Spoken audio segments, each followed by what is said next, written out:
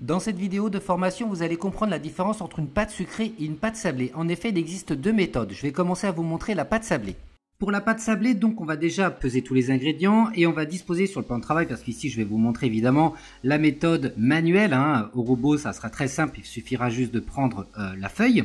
Donc ici, méthode manuelle, on va ajouter donc déjà les matières sèches, tous ensemble, toutes les matières sèches qui font partie de la recette. Évidemment, il y aura toujours des options qu'on peut ajouter. Vous verrez ça évidemment sur l'espace élève avec toutes les recettes.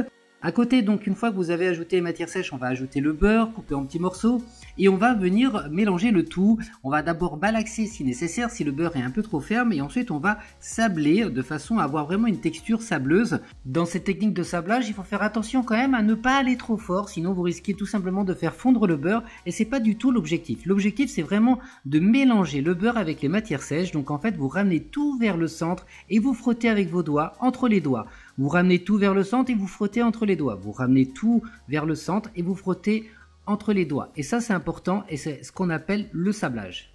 Une fois que vous avez la texture sableuse, vous réalisez un puits et vous y ajoutez votre œuf. L'œuf en question va servir de liant. C'est important de se le dire et c'est important de le comprendre surtout.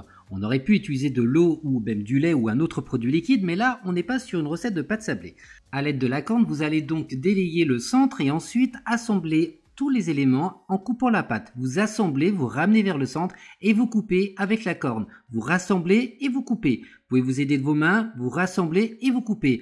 Par cette action, les éléments vont se mélanger. Vous allez voir, ça se mélange très facilement à la fois avec donc le liant qui est l'œuf, la matière grasse et après tous les éléments matière sèche vont se mélanger confortablement et facilement. Ce qui est important encore une fois, c'est se dire que le fait de découper pour réaliser une pâte de cette manière-là, ça va permettre d'avoir une pâte non élastique. Et ça, c'est extrêmement important lorsqu'on va voir plus tard le fonçage et pour une cuisson.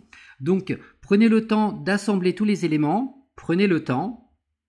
Une fois que vous avez donc une pâte réalisée, mais pas totalement homogène, on va donc procéder à la dernière étape qui est le fraisage. En fait, avec la paume de la main, vous allez écraser toutes les matières de façon à finir éventuellement d'assembler le beurre et d'avoir une pâte bien homogène. C'est important d'avoir une pâte homogène. N'oubliez pas, à l'examen, ça vaut quand même pas mal de points. Je vous laisse regarder le geste technique du fraisage, donc je ne le fais pas non plus 10 fois. 4, 5, 6 fois, ça suffit largement pour avoir une pâte homogène et ensuite vous allez donc pouvoir la stocker, donc filmer en contact et n'oubliez pas, à l'examen il faudra noter le numéro de candidat et en entreprise il faudra noter la date de la réalisation. Je vous répète les moments importants de la réalisation de la pâte sablée avant de vous montrer la pâte sucrée et de voir vraiment la différence entre les deux. En 1, on va mélanger donc les matières sèches. Après, on ajoute le beurre, on va malaxer, le sablé, réaliser un puits. On ajoute après le liant, donc c'est l'œuf. On va après assembler, bien assembler, fraiser et stocker. Pour la pâte sucrée, et vous allez voir maintenant et surtout vous allez comprendre la différence entre une pâte sucrée et une pâte sablée, entre la méthode sablage pour la pâte sablée et la méthode crémage pour la pâte sucrée, c'est la façon d'ajouter notre beurre. Donc déjà, on va travailler le beurre qui soit vraiment pommade. Donc c'est pas du beurre mou, c'est du beurre pommade. Une fois que vous avez obtenu un bon beurre pommade, mais bien pommade, encore une fois j'insiste, bien pommade, c'est à ce moment-là qu'on va ajouter donc notre sucre. Et ensuite avec la spatule Exoglass, on va mélanger tous ces éléments de façon à avoir quelque chose de bien crémeux et de bien homogène. Une fois que vous avez cette texture atteinte, c'est à ce moment-là qu'on va ajouter notre œuf. Une fois que vous allez ajouter votre œuf, donc suivant évidemment si l'œuf est froid ou pas, vous allez avoir plus ou moins de difficulté ou de facilité à avoir un mélange bien homogène. Donc pas de panique à ce niveau-là, vous mélangez le plus rapidement possible pour avoir une texture le plus homogène possible. Une fois que c'est fait, vous allez ajouter votre farine donc sur votre plan de travail, vous réalisez un puits et vous rajoutez au centre du puits le premier mélange.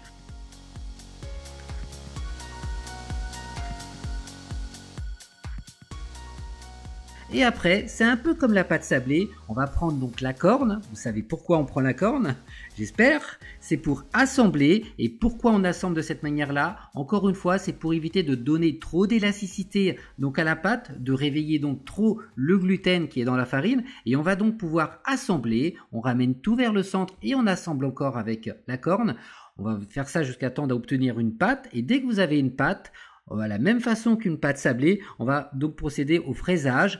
2, 3, 4, 5 fois avec la paume de la main et c'est terminé. Une fois que c'est fait, vous allez donc filmer votre pâte au contact.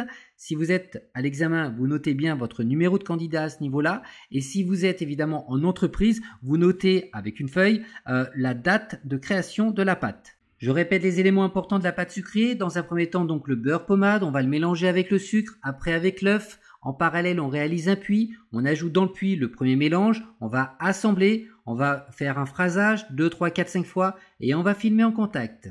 Et pour finir, une petite analyse rapide. Donc là, comme on peut constater, dans une pâte sablée, il y a généralement un peu plus de beurre, même s'il y a plusieurs recettes CAP. Donc encore une fois, il ne faut pas non plus faire un focus dessus. C'est surtout sur les séquences des réalisations qu'il est important de comprendre le pourquoi du comment.